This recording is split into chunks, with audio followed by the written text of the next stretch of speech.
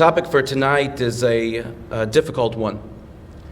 And the reason why I say it's a difficult one is because it's never been as important as it is now. We find ourselves in the week of Parshas Balak. And one of the more famous psukim in the Torah of Matovo Alecha Yaakov really starts with two psukim before, in which the pasuk says, "Vayisa Bilam es einav." Bilam lifts up his eyes, "Vayares Yisrael shochen lishvatav," and he sees the Jewish people being shochen lishvatav. He sees them encamped according to their tribe. V'tahi alav ruach Elokim, and he has the spirit of HaKadosh Baruch Hu, the Shechina, comes upon him, and he blesses Klal Yisrael. So Rashi comments immediately and says that what was it that made Bilam utter the words of Matovo Alecha Yaakov? How beautiful, how nice is it that your tents, Yaakov? It was the fact that he saw the tents of the Jewish people, that no door of a tent faced the other door. That there was a sense of tznius, there was a sense of modesty. And the Orach Chaim points out two things. He says, first of all, like Rashi, importance. The Gemara talks about as well the importance of who we are, the Jewish people, as we are tznuim, we are modest people. And he also mentions the fact that Hashem rested His Shechina upon each and every shevet, each and every tribe. That for one to think that perhaps God rested His Shechina just on the entire people. No, each and every tribe was separate, each and every tribe was unique, and each and every tribe was special enough to HaKadosh Baruch Hu that He rested His presence upon them. So I think when we gather tonight, we really talk about a topic that affects, and we are not immune in any of our shvatim, in any of our tribes. Whether it's in the Hasidic world, or it's in the Litvish and Yeshivish world, or the modern world. This is an issue which is plaguing our community. And as Rabbi Gluck said before, it's an issue that, of course, needs to remain the center of our focus. But why is it something that's so difficult? So Rashi says, "Shelo yatzitz l'soch ohel chavero," that the reason why the tents weren't facing each other is so that everybody wouldn't see into everyone else's business. There are matters in life that are private. Sexuality in our communities have always been a very private thing, and that's because that's the way Hashem made us. He put into the DNA of our people to be private people. And for us, because of that, it's a difficult topic to speak about. But make no mistake, the topic that we're talking about here tonight may touch on sexuality. But the topic of sexual abuse is not an issue of tznius. Sexual abuse is abuse. And we can't mix the two. So I'd like to really begin by sharing with you a couple of scenarios, and I've changed from my work that I do in the field. I've really changed and redacted these stories a little bit, obviously to spare confidentiality. And the first is the story of Bracha, who's a 16-year-old girl who grew up in a borderline yeshivish/modern Orthodox community. And she seemed to be very well adjusted and went away with her family to a Pesach program at a hotel.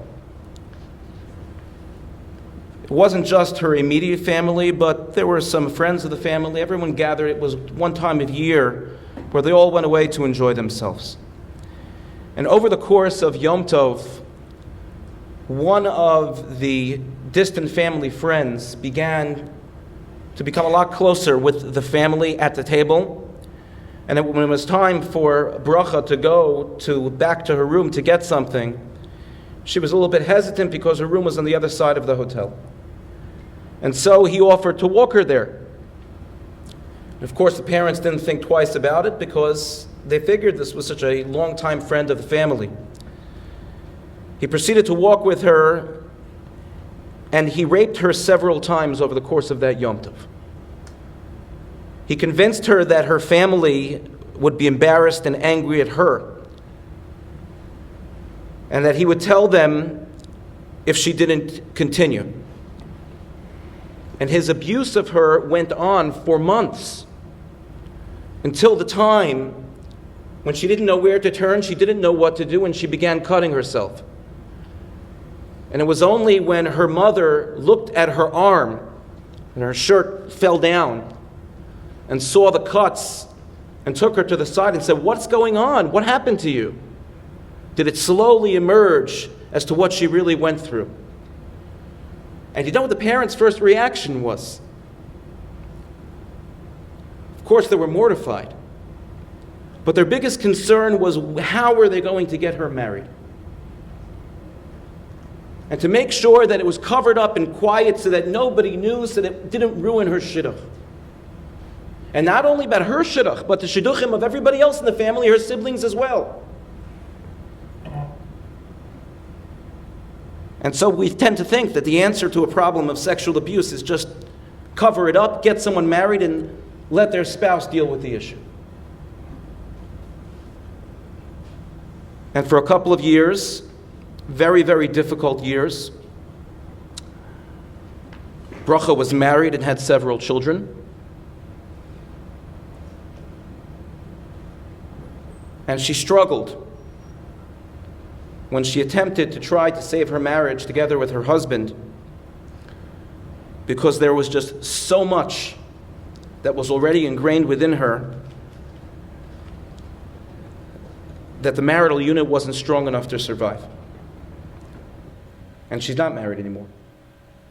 And now she's on her own journey to really figure out and to find out how to recover from the terrible trauma and the abuse that she suffered. That's story number one. Story number two. Chaim was a relatively quiet young boy. And he had a neighbor who often babysat for his sisters and him. When he was about 13, the neighbor was in college at that point.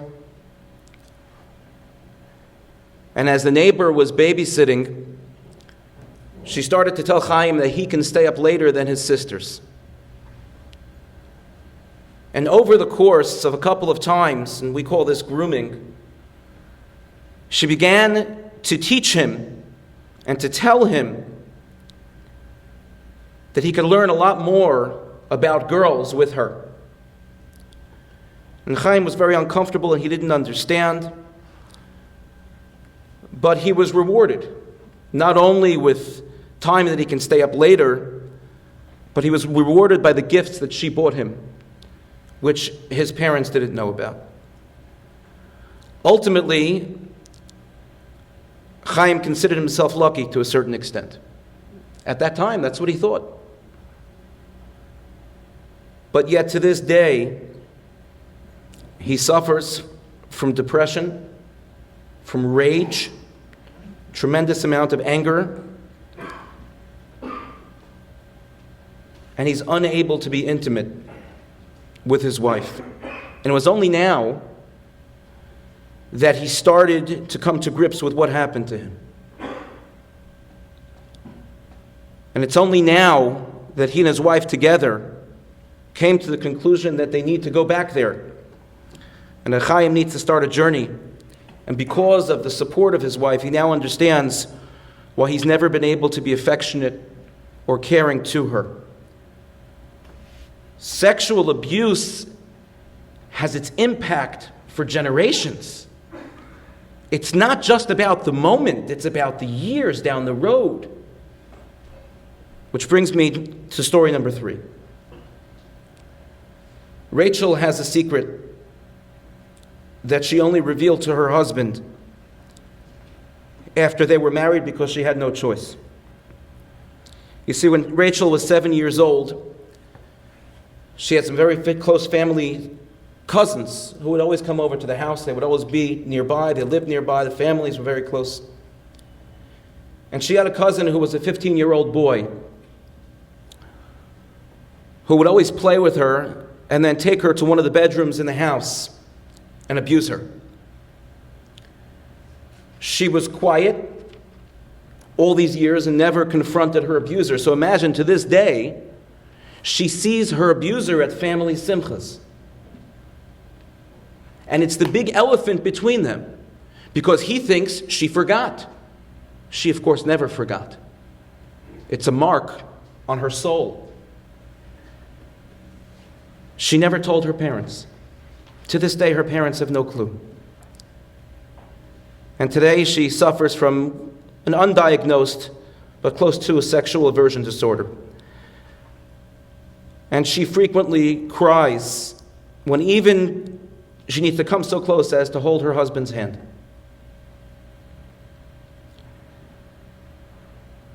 She also has a tremendous need to control many areas of her life. And so 20 years later, she's now trying to address her struggles and abuse with the help of her supportive husband.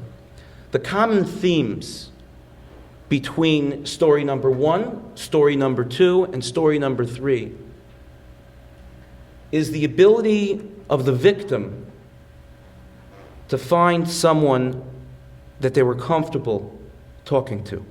And I want to be very clear. Abuse is not the fault of parents. There are plenty of wonderful parents who have had children that have been abused. At the same time, as parents, I think the whole purpose of this evening is for us to try to be as vigilant as possible and really try to be as supportive as possible. And the greatest tool that we can provide our children with is protecting them by giving them a sense of self. By making our children feel that they're important, that they're dignified, that they're loved, they're cared for. Each of the children abused in these cases somehow, some way felt poorly about themselves. Predators take advantage of those who appear to be vulnerable. When a predator looks at a potential victim and sees the twinkle in the eye, as soon as they make eye contact, there's a light that goes off in their head. Is that child vulnerable? Is that victim vulnerable? And if the answer is yes, then they proceed into the grooming process. So, generally we talk about the idea of vulnerability, and vulnerability is very important, especially in a relationship. And we want our children to feel a sense of vulnerability. We want our children to feel vulnerable when they're in a safe place. We want our children to be able to express their emotions to us. We want our children to feel comfortable hugging us. We want our children to feel comfortable crying to us. So we want our children to be vulnerable, but we want our children to understand that they're only to be vulnerable with people and in scenarios in which they feel safe and with people that they can trust. Trust is a very scary word. I remember growing up as a little boy, when my mother would tell me, if you're ever lost, if you see somebody with a yarmulke on their head, they'll help you. We live in a different world. And it's sad to say, but the reality has changed. I know in the Aleinu program that the project Sarah has done with so many of our schools, they teach children today that if you're ever lost, the person that you look for is either a policeman or you look for a mother who has little children. You don't look for someone who has a yarmulke on their head or someone who appears to be from or tells you they're from. Our community, unfortunately, has learned a terrible lesson. And the world has changed. So the way we teach our children, the way we teach them about trust has changed tremendously. Who is safe and what safety means has changed dramatically. But there's another element, there's another area, and that is, studies show that there's a correlation between strife in marriage and its impact on the self-esteem of a child. And part of the greatest thing that we can do to protect our children is really to protect our relationships and who we have. And to make sure that our children grow up in an environment where there is warmth, an environment where they feel they can express themselves, when they open their mouths and talk to us about something that's bothering them, that they're not shut down, that they're not told that we can't talk about it now, that they're not told, when I wanted to talk about it 20 minutes ago, you weren't ready, so now I don't have time. Because that moment can change everything for a child. But yet there's something else, and I, as a couples therapist, this is something that I share with couples, and I think is very important, essential, and I think it has an element that works into parenting as well. And that's the theory of John Gottman, who talks about the concept of emotional intimacy. That a couple needs to understand each other's world. In order to have an effective relationship, we need to know who our spouses, who our partners work with, what's their life like, what do they deal with all day, how do they think? And the same is true when it comes to our children. We need to really understand what our children's world is. Who are their friends in school? What's it like for them? What happens when a teacher yells at them?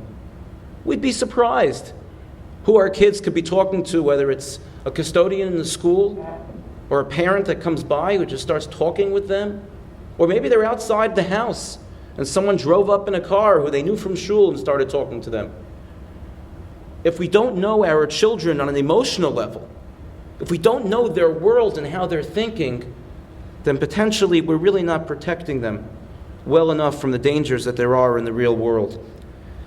I want to, if you'll forgive me, Rabbi Gluck, move on to another area which I think is connected to sexual abuse, and that's our entire connection to sexuality.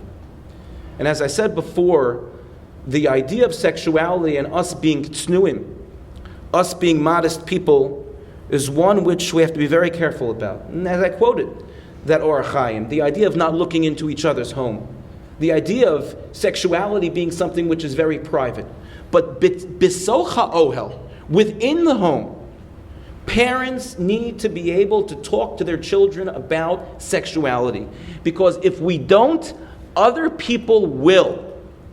And there is no community, I'm saying it because I see it, neither in the Hasidic community or in the Litvish community, Yeshivish community, the Modern Orthodox community, there is no community in which children do not see and learn from the world around them, from friends, from people who are not friends. And if we want them to get the right message, then we need to be the ones to deliver the education. And it's awkward, and it's strange, and it's difficult, and they may think that we're crazy. But to me, it's a yarag v'al yavor. Because what's happening out there, we don't even understand. There's a big secret revolving around this issue of sexuality. And it's a big elephant in the room. Maybe they don't talk about it in all yeshivas. Only some yeshivas I've heard recently. I just heard a story just the other day about a yeshiva where a Rosh Yeshiva of a Mesivta sat down with boys before they went on the summer vacation and said to them, boys, I want you to be honest with me. And I really want to have a conversation with you about pornography. Because I really just want to know and I want to listen. And that Rosh Yeshiva had the guts to talk to these kids and say to them, how many of you have seen it? And they all raised their hands. Yeshivish. They all raised their hands. And he said to them, I want you to understand. First of all, I'm really happy that we can have this conversation. And I want you to understand the impact that that could have on the life that you will build together in the future with a spouse. And this is an area that we have not spoken about. And the more we keep these things secretive, the more our children retreat into their world. And many of times that world is a world of fantasy. That world is a world which is not reality. That world is a world in which they're scared. Scared that we would ever find out. Scared that we wouldn't respect them, that we wouldn't love them, we wouldn't care about them. And because of that, they can become vulnerable to a predator, to someone who can hurt them and cause damage to them. When children don't feel comfortable with their parents, they step back. And they create this world around them, within them, which is hollow, which is empty, which is lonely, which is a place that they sit and cry in their pillows at night about. And as difficult as it is for us as parents to talk about these things, we have no choice.